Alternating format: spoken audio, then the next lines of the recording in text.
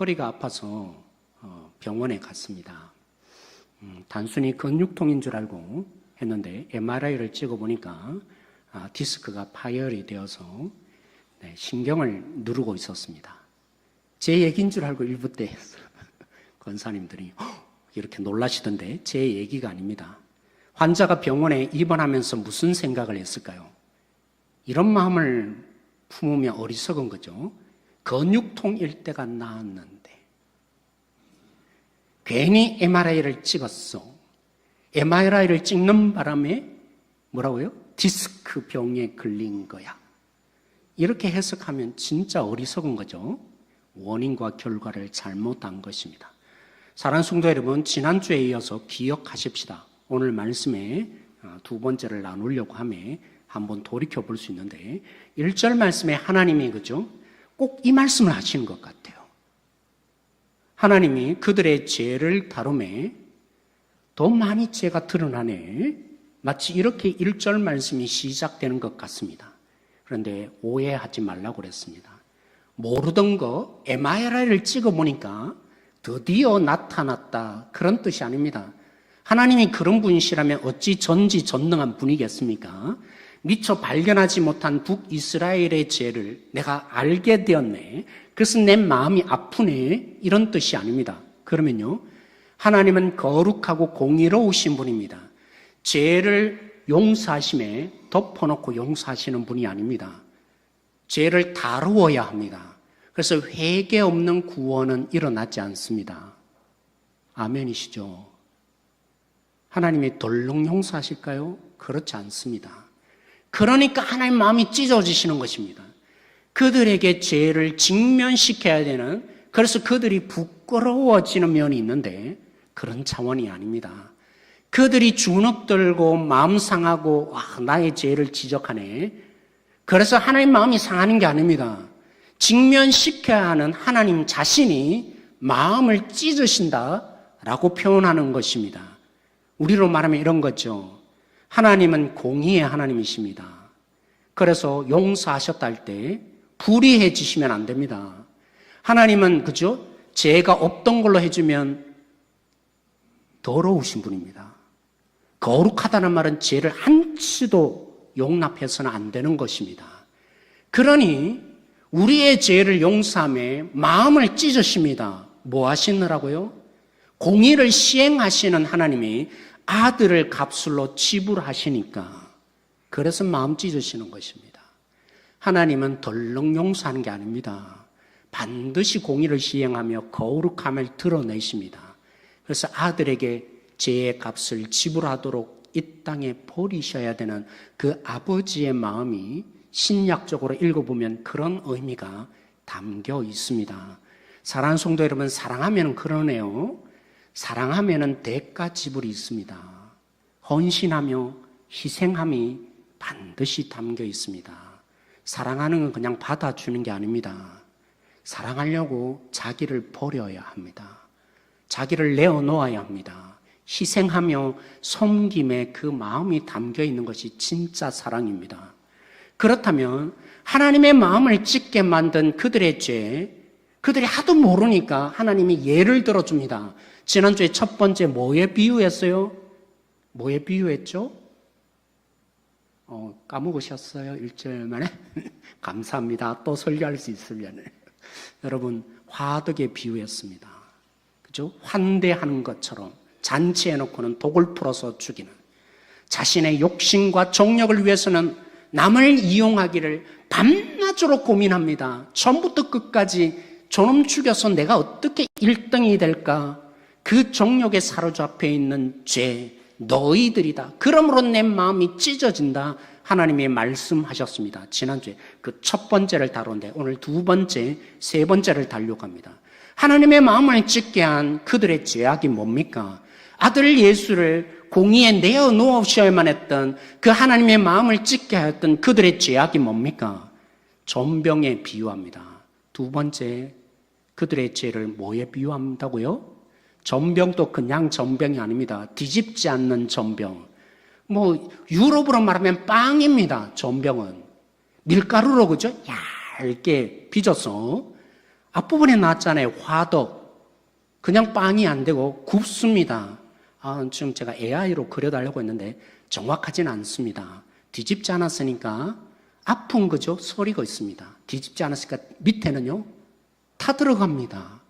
그런 빵을 어떻게 먹겠어요? 오늘 하나님께서 그들의 죄악을 이렇게 비유하십니다. 전병, 먹을 수 있는 전병이 아니라 뒤집지 않아서 한편으로는 소리가 있고 한편은 타들어가는 전병. 그게 뭘까요? 따라서 해보세요. 교만. 네, 그들의 죄를 전병에 비유했는데 그들의 죄는 뭡니까? 교만입니다. 우리 성경 한번 그런 의미에서 메시지 성경을 제가 따왔는데 같이 한번 읽어보도록 하겠습니다. 같이 읽을까요? 시작. 오만이 지체만큼 부풀어 오른 이스라엘, 세상 앞에 망신거린다. 하나님은 안중에도 없어 떠도는 이스라엘, 그 모든 경고에도 여전히 하나님을 무시하고 다닌다. 모든 부분이 그렇다는 게 아닙니다. 이런 측면이 있어요. 오늘 말씀에 따르면 이해가 안 되니까 어떻게 믿어요? 진짜입니까? 이해가 안 되니까 못 믿겠다는 분들이 계십니다. 물론 전부란 말이 아닙니다. 비논리적이라고, 비과학적인 거라고. 마음에 감동이 와야죠. 한치도 내 마음에 와닿지 않는데 어떻게 믿어요? 우린 그렇게 진단하고 말합니다. 근데 하나님은 달리 진단합니다. 왜 안 믿을까요? 교만하기 때문입니다. 교만하니까 하나님과 하나님의 말씀을 무시하고 듣습니다. 내가 원하고 내가 바라는 기준으로 듣습니다. 왜냐하면 하나님보다도 내가 더 위에 있다고 생각하니까. 하나님의 말씀을 여러분 읽을 때 어떻게 읽으세요? 한 번 읽는다고 이해되고 받아들이기를 원한다는 것은 하나님을 사실은 너무 모르시는 거예요. 어떻게 알겠어요? 우리 수준으로 아무리 낮춰서 얘기하지만 내가 한 번 읽고 이해할 수준이라면 내 수준의 말씀이 있죠. 사랑하는 성도 여러분, 저는 요즘 이사야서가 진행되고 있는데 아하스가 생각났습니다. 교만. 여러분, 반아수르 정책에 의해서 북이스라엘과 그리고 시리아라는 아람, 그죠? 성경에는 아람이 연합을 했습니다. 근데 유다가 따라주지 않아요. 그래서 괘씸죄에 걸린 유다를 쳐들어갔습니다. 그때 유다의 왕이 누구였겠어요? 아하스였습니다. 아하스는 그 적들을 맞이하면서 사신나무 떨듯이 그 마음의 두려움으로 벌벌 떨었습니다. 그때 하나님이 이사야를 보내시죠. 그러면서 이렇게 말씀하십니다. 두려워하지 마. 내가 너와 어떻게 한다고 하실까요? 함께 하노라. 나는 너희들의 군사령관이 되어서 망군에 할 때, 그죠? 그 뜻입니다. 가장 강력한 이 세상의 군대와는 비교할 수 없는 천사라, 그죠? 군대를 거느린 망군의 여호와가 함께 함으로 저들은 부지깽이에 불구하니라. 아하스에게 말씀으로 하나님이 위로하시며 그 말씀으로 하나님을 믿게 만드십니다. 그래도 안 되는지 하나님이 야, 눈에 보이는 표적을 구해 라고 하나님 말씀하십니다. 그때 아하스가 거부합니다. 하나님, 표적 주지 마세요. 여러분 어떻게 생각하세요? 아하스가 진짜 믿음이 있어서 그럴까요? 하나님, 말씀만으로도 충분하게 나이다. 믿음은 보이지 않는 거잖아요. 보이지 않는 거 믿는 거잖아요.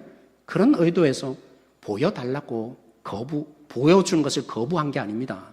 그러면 아하스는요, 내가 하나님도 못 믿겠는데 하나님이 보여주는 표적, 눈에 보이는 증거가 있다고 믿겠습니까? 이런 뜻입니다. 그래서 표적 필요 없다고 하나님께 말한 것입니다. 분명히 보입니다. 여러분, 증거가 있으면 믿을까요? 과학적이면 정말 믿을까요? 아닙니다. 아하스를 통해서 보여집니다. 하나님을 안 믿으니까 하나님이 증거를 내밀어도 필요 없다고 하는 것입니다. 그게 인간입니다. 교만하면요, 증거가 있어도 안 믿어요. 달리 보기 시작합니다. 에이, 그거 아닌 거야. 끝까지 부인하게 되어 있습니다. 그게 인간의 심리인 거죠. 교만하니까 비논리적이라고 생각하고 자신의 생각하는 관점과 다르니까 맞을 수 없다고 여기며 그게 어떻게 세상에서 가능하냐고 얘기합니다. 내가 하나님보다도 더 높이 있는 교만하니까 그런 것입니다. 여러분 왜 순종하지 않을까요? 흔히 이렇게 말합니다. 세상이 너무 강하다고. 세상이 강하니까 어떻게 말씀을 지키고 사느냐고 합니다. 사랑하는 성도 여러분, 눈에 보이는 세상 사람들이 저렇게 잘하고 사는데 나도 저 방법이 보여지는데, 그런데 주님의 말씀대로 하다가는 손해볼 것 같으니까, 손해보기 싫어서 정말 순종 안 할까요? 하나님 그렇게 말씀하지 않으십니다. 가장 좋은 것을 주시는 하나님을 신뢰하지 않습니다. 내가 생각할 때 그게 더 좋다는 내 판단을 더 믿는 것입니다. 교만입니다. 사랑하는 성도 여러분, 순종을 왜 못할까요? 사실은 교만하기 때문입니다. 내가 못한다고 생각하는, 내 힘으로 할 수 있다고 생각하는 것도 사실은 교만이죠. 뿐만이 아니라 오늘 이 세상이 강하거나 이 세상이 너무 좋다고 평가하는, 하나님이 여러분들에게 고난을 주고 아프게 하고 힘들게 하고 죽을 노릇하기 위해서 말씀하시며 따르라고 하겠습니까? 그런데 우리는 오해하는 정도가 아니라 내 생각을 더 믿습니다. 하나님의 그 가장 좋은 거 주시는 아빠 하나님보다도 내가 내 자신의 살아가는 삶, 내가 평가하고 경험하는 것을 더 믿기에 순종할 수 없다고 여기는 것입니다. 그래서 하나님 뭐라고 하죠? 너희는 뒤집지 않는 전병이니라. 왜 이렇게 교만하니? 나에게 왜 안 돌아와? 나를 왜 이토록 안 믿니? 라고 하나님 말씀하십니다. 사랑하는 성도 여러분, 세 번째, 하나님이 비유를 드십니다.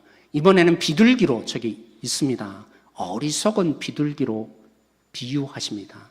하나님의 마음이 찢어질 수밖에 없는 그들의 죄가 뭡니까?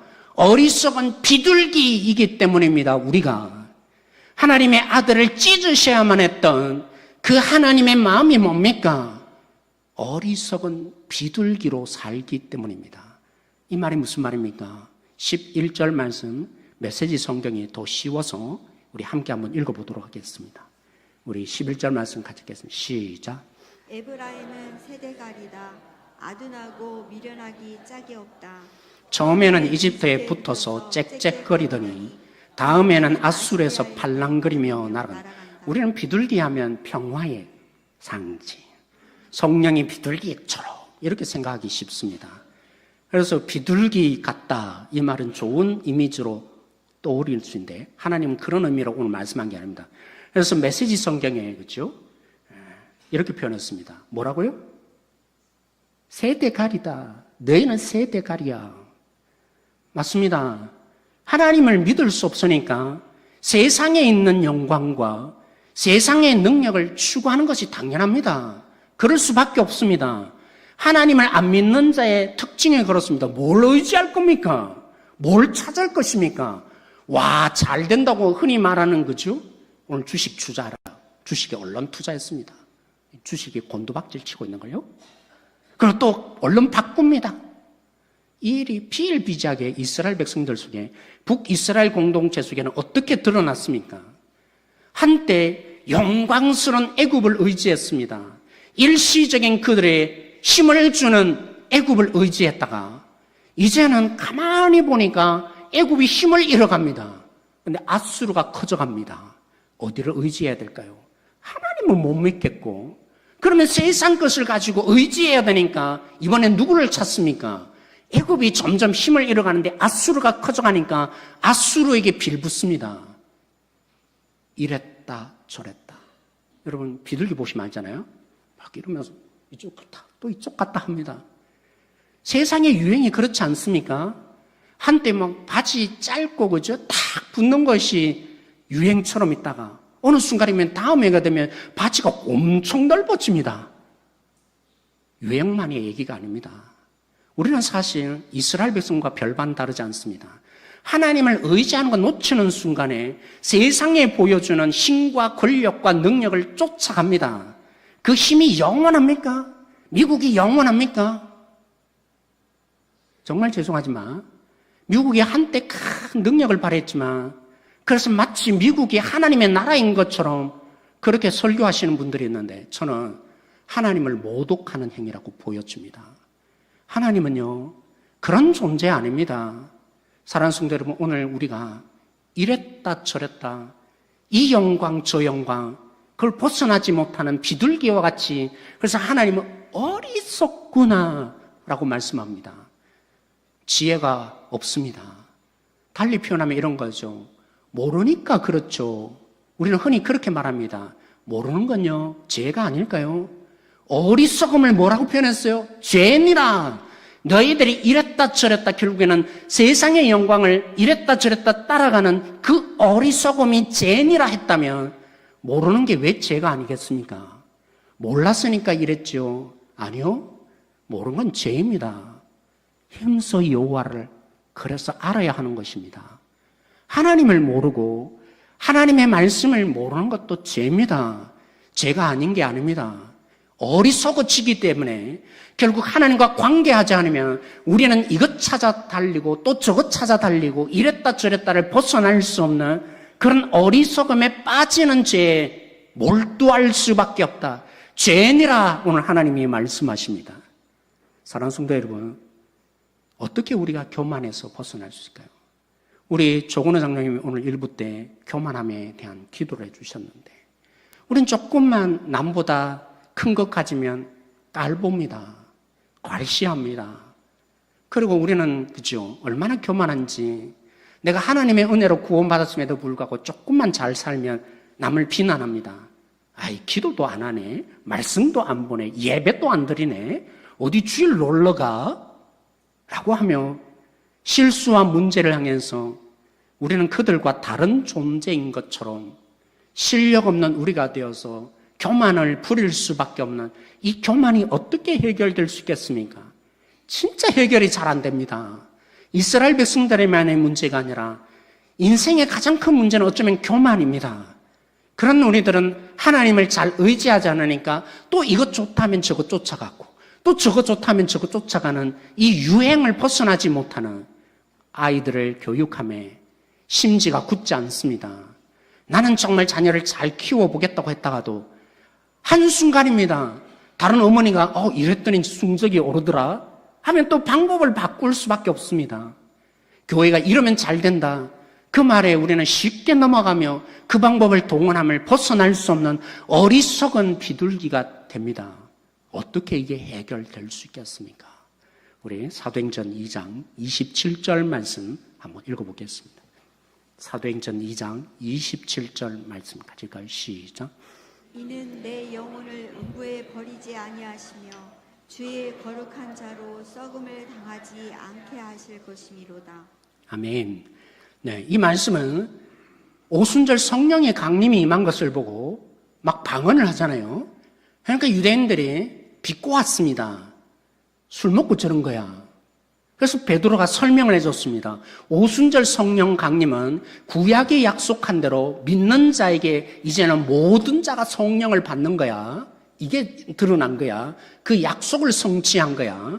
그리고 예수님의 십자가에 죽은 것으로 끝난 것이 아니라 시편을 인용하면서 예수님이 주가 된 사건이야. 사단은 이제 무너졌어 라고 합니다. 세 번째, 오늘 베드로가 세 번째로 오늘 이 말씀으로 인용하면서 오순절 성령 강림은 이런 뜻이야 라고 설교를 해준 것입니다. 이 말씀은 어디서 인용될까요? 시편 18편입니다. 다윗이 엄청 고난을 받고 있습니다. 그 고난 속에서 다윗이 고백합니다. 나는 하나님을 의지합니다. 하나님이 나의 방패시요 나의 산성이시며 하나님이 나의 피난처이시니까 나는 하나님만 의지합니다. 다른 사람들은 다 다른 것을 쫓아갈지 모르지만 고난이 아무리 와보세요, 나는 하나님을 신뢰합니다 라고 고백합니다. 그리고는 한마디를 덧붙였습니다. 이제 기대를 표현합니다. 내가 죽음에 처하는 고난이 온다 할지라도 난 죽지 않습니다. 왜요? 하나님이 나를 고난 속에서 건져내실 거니까요 라고 고백합니다. 원래의 의도는 이래요. 하나님 죽지 않도록 나를 건져내신다 라는 고백을 누가 했다고요? 다윗이 한 것입니다.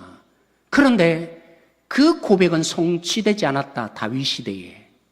다윗이 죽었잖아요. 결국에는 영원히 사는 게 아닙니다. 죽음이 그에게 사라진 게 아니라. 그래서 이 말씀은 다윗이 고백했지만 소망을 품고 고백한 것에 지나지 않아 결국 성령께서 다윗의 고백을 통해서 우리에게 주실 진짜 약속을 표현한 거야. 그 약속이 뭐겠어요? 죽지 않는 약속. 누가 이루셨습니까? 예수님이 죽으셨다가 다시 사셨습니다. 그래서 이 말씀을 인용한 기본적인 의도는 이렇습니다. 오순절에 성령이 강림했다는 것은 무슨 뜻이라고요? 예수님이 죽음으로 끝나지 않고 부활했다는 가장 큰 증거이니라 라고 설교한 것입니다. 여러분, 오순절의 의미가 뭐라고요? 조금 옆으로 갔지만 요즘 하도 오순절, 그죠? 이 부분들에 대한 논란이 한때 있었고 오순절 계통에, 그죠? 은사운동이 많이 있었는데 베드로는 야, 은사 가져라 이런 의도로 말하자는 게 아닙니다. 무슨 의도라고요? 오순절의 성령 강림은 증거하는 거야, 우리에게. 예수님이 승리하셨는데 죽음으로 끝장내지 않고 부활하셔서 라고 증거한 것입니다. 근데 질문해 봅니다. 어떻게 다윗은 하나님의 고난 속에서 건져주실 것을 믿었을까요? 나는 하나님만 의지할 거야. 어떻게 믿었다고요? 18장 2절에 하나님은 나의 피난처이시니 라고 고백합니다. 다윗이 하나님을 의지할 때마다 쌍으로 두 가지가 동시에 나타납니다. 뭐라고요? 하나님은 나의 피난처이시고 또 표현합니다. 요새시니. 피난처와 요새의 다른 점이 뭡니까? 피난처는요, 정말 위험할 때 숨는 곳이 피난처입니다. 요새는요, 높은, 그죠? 성벽으로 둘러싸인 방어용입니다. 어느 곳은 인간이, 그죠? 위험과 어려움 속에 달려가는 거, 이게 초점이라면, 여러분, 요새의 뜻이 어떤 부분에 초점이 있습니까? 하나님이 보호해준다.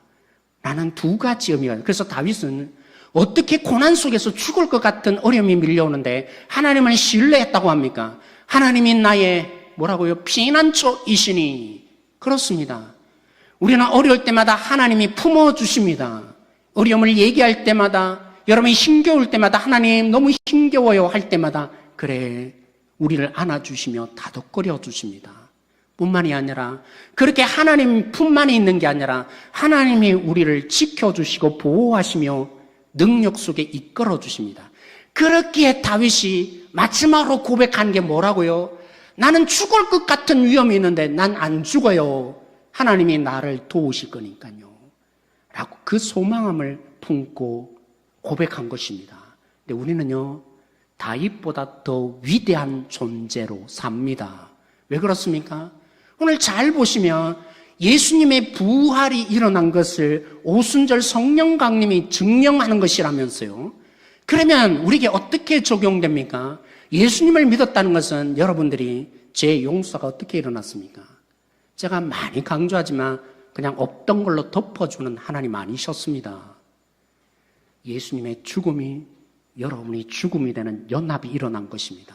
하나님은 철저히 거룩하시며 철저히 공의를 시행하셨습니다. 나 없던 걸로 할게. 너 이제 다 용서할게. 그냥 나 받아줄게. 하나님은 그렇게 모독하지 마세요. 그러니까 세상 사람도 이해 안 되는 겁니다. 어떻게 죄 지은 자를 용서하셔? 불의하시지 하나님? 하나님은 절대로 불의하지 않습니다. 그런데 여러분의 죄값이 용서되었다는 것을 여러분은 어떻게 받아들이십니까? 내가 주님을 위해서 갑자기 제가 왜 여러분 죽으셨습니까? 죄값 치르셨습니까? 그럼에도 불구하고 용서 받았대요. 그건 잘 믿습니다. 예수님을 믿을 때 예수님의 십자가의 죽음으로 모든 죄의 값을 다 지불한 거, 그거 지껏입니까? 오순절 성령 강림으로 예수님이 부활하셨다는 것이 드러났습니다. 증명되고 있습니다. 하나님이 성령을 퍼부어 주어서 예수님은 반드시 살아난 거, 그 모든 사람들이 받아들이도록 만드셨습니다. 사랑하는 성도 여러분, 그렇다면 예수님을 살려주셨는데 죽음에 내버려 두지 않는 하나님이, 다윗은 하나님이 이 고난 속에 죽지 않을 것이다, 그 소망 하나 바라보고 이겨나갔는데 여러분이 누굽니까? 예수님을 믿었다면 죽음에서 죽지 않도록 살려주시는 분 정도가 아닙니다. 죽어도 삽니다. 맞죠? 예수님의 부활은 이런 의미입니다. 여러분, 초대교인들이 사실 많이 죽었습니다. 그런데 왜 그들은, 특별히 사도들이 핍박을 당하면서 너 이제부터는 예수 전하면 가만 안 대버릴 거야, 온갖 매질을 당하면서도 그들이 왜 기뻐했을까요? 죽어도 사는 예수님과 공동 운명체이기 때문입니다. 죽음에서 건져주는 거요. 우린 두렵습니다. 문제와 아픔 속에서 해결되지 않으면 그래서 타협할 수밖에 없습니다. 그런데 죽어도 괜찮습니다. 그러니까 초대교인들이 불태움을 당하고 때로는 목이 달아나고, 그죠? 군사들이 오락거리로 쓸면서 찔러 죽이는데 그들은 기뻐했습니다. 왜냐하면 부활의 주님을 믿었기 때문입니다. 건져주지 않는 그 상황이 벌어지는데도 그들은 기뻐했습니다. 하나님 믿었는데 왜 이래요? 우리는 할 때가 너무 많습니다. 그 정도의 하나님이 아닙니다. 우리가 기대하는 그 문제 해결해 주는 정도의 하나님이 아닙니다. 죽은 자도 살리시는 하나님. 그러기에 사실은 죽으면 됩니다. 우리가 죽으면 하나님이 살려주십니다. 죽지 않으려고 하니까 두렵죠. 죽어보세요. 하나님이 구원하시는 것을 경험합니다. 하나님의 능력과 위대하심과 은혜가 어디서 가장 크게 나타납니까? 죽으면 죽으리라. 죽어보면 압니다. 죽지 않으려고 하니까 꼼수도 부려야 되고 이것도 찾아야 되고 세상에 믿지 못하겠다고 하는 말씀 어떻게 믿겠냐고 하지만 하나님이 어떤 분이시라고요? 죽은 자는 못 살리십니까? 그래서 우리는 다윗보다도 더 큰 믿음을 가질 수 있습니다.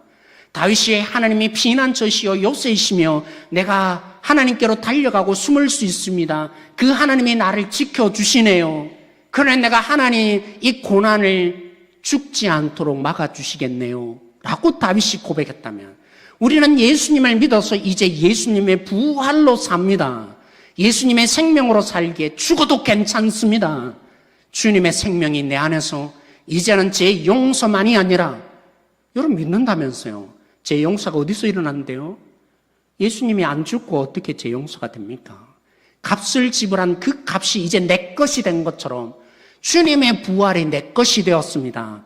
이제는 하나님이 우리 속에 예수님에게만 역사하는 것이 아니라 우리 삶에도 주님 오실 때 증명될 것입니다. 죽어도 괜찮습니다. 그러므로 우리는 극복합니다. 교만을 극복합니다. 아니, 어떻게 하나님 믿어요? 하나님이 내 이 고난과 아픔 속에서 어떻게 건져내요? 그런 교만을 극복합니다. 뒤집지 않는 전병이 됩니다. 부활의 그 주님과 연합했으니까 나를 죽음에서 건지실 하나님이심이 보이니까 우리는 교만을 극복합니다. 이거 안 되면 저거 찾고 하나님을 믿는다고 하면서도 또 다른 탈출구, 그죠? 이거 안 되면 또 저거 하지. 늘 우리는 탈출구를 마련하는 존재인 것 같습니다. 늘 비둘기처럼 이리 갔다 저리 갔다, 또 이건 줄 알고 갔다가 또 저건 줄 알고, 늘 왔다 갔다 하는 이 인생의 어리석음이 어디서 극복됩니까? 부활의 주님을 믿을 때 하나님이 주시는 지혜가 생기며 이 땅을 제대로 해석해내어서, 그래서 하나님의 그 모습으로 어떤 상황에도 변하지 않습니다. 왜 변할까요? 확신이 없으니까 그런 것입니다. 그것은 안 된다고 생각하니까 그런 것입니다. 주님이 우리 속에 부활의 권능으로 역사하심이 믿어질 때 느리지만 한 걸음 한 걸음 끝까지 걸어갑니다.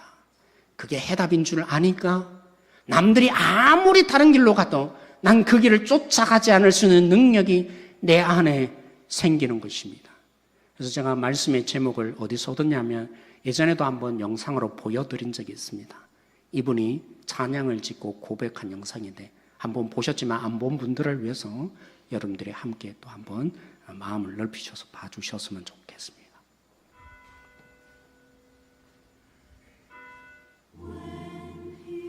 호레이쇼 스펙포드는 시카고의 탁월한 변호사요 전도자 D.L. 무디의 신실한 후원자이며 친구였습니다.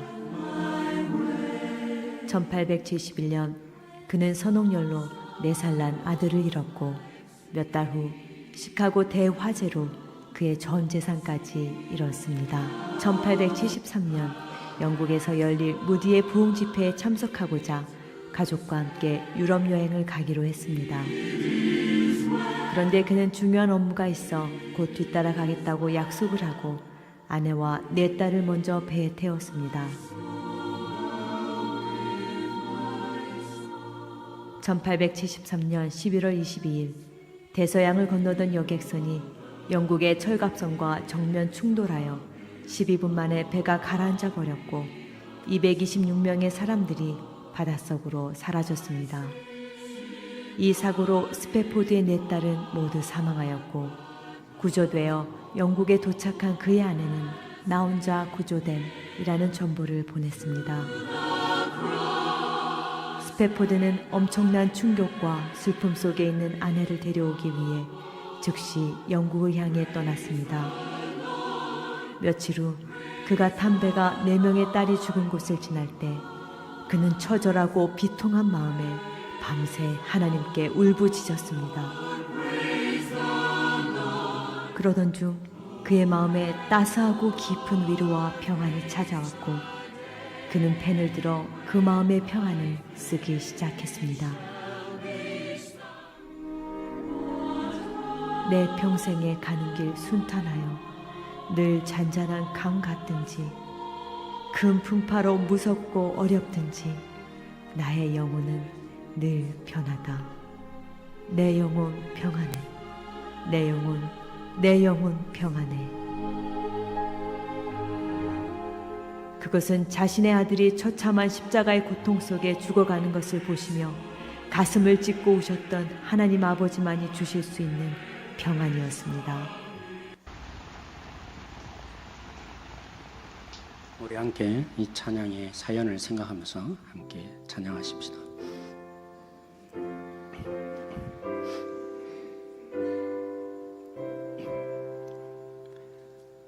내 평생에 가는 게 순탄하여 늘 잔잔한 강 같든지 큰 풍파로 무섭고 어렵든지 나의 영혼은 늘 편하다. 내 영혼 평안해. 내 영혼 평안해.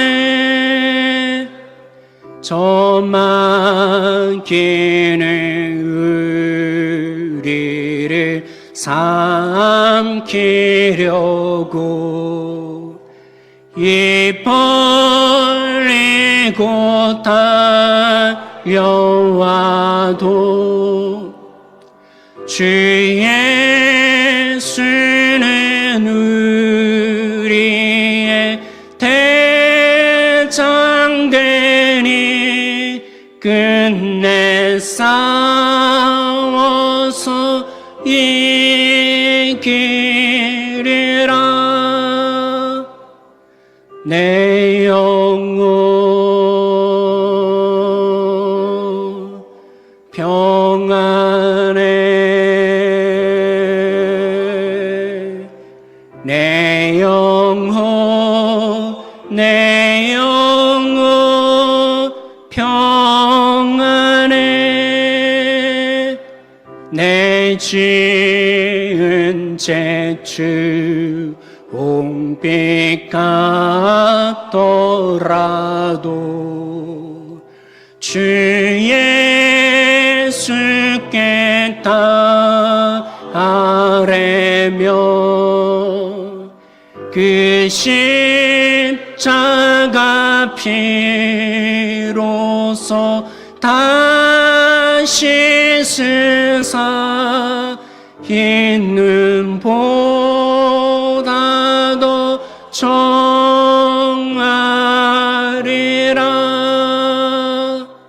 내 영혼 평안해. 내 영혼 평안해. 저 공중의 구름에 일어나며 큰 나팔이 울릴 때에 주 오셔서 세상을 심판해도 나의 영혼을 겁없으리. 내 영혼 평안해. 내 영혼 평안해. 스페포드가 어떻게 이 고백을 하게 되었다고요? 아들을 죽이시는 그 하나님이 평안을 주셨다고.